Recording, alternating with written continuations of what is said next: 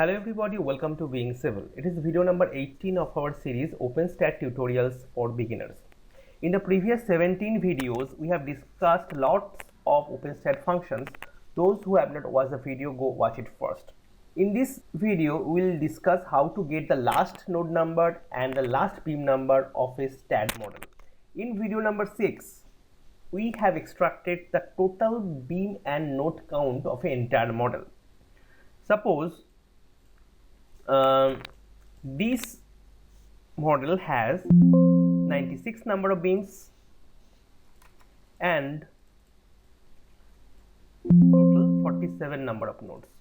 It doesn't mean that the last node number is 47 and last beam number is 96 like that. So the total number of beam and total number of node we have already extracted and shown, and I have shown these in video number 6. So this is quite similar to that video.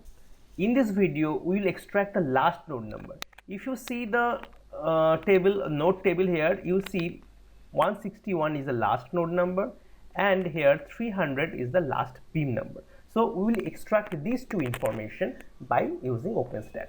So this is the basic structure of the OpenSTAAD code we have already discussed previous.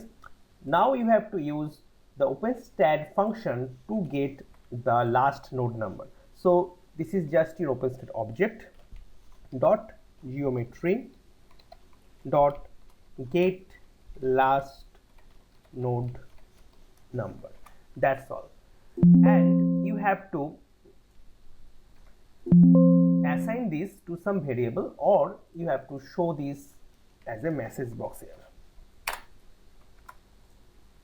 Now if you run this code, you get 161. It is a node number. And to get the beam number, just change it to beam. So last node number is 161 and last beam number 300. That's all. If you want to show it in Excel, just write down your sheet number 1 dot range, say Q1,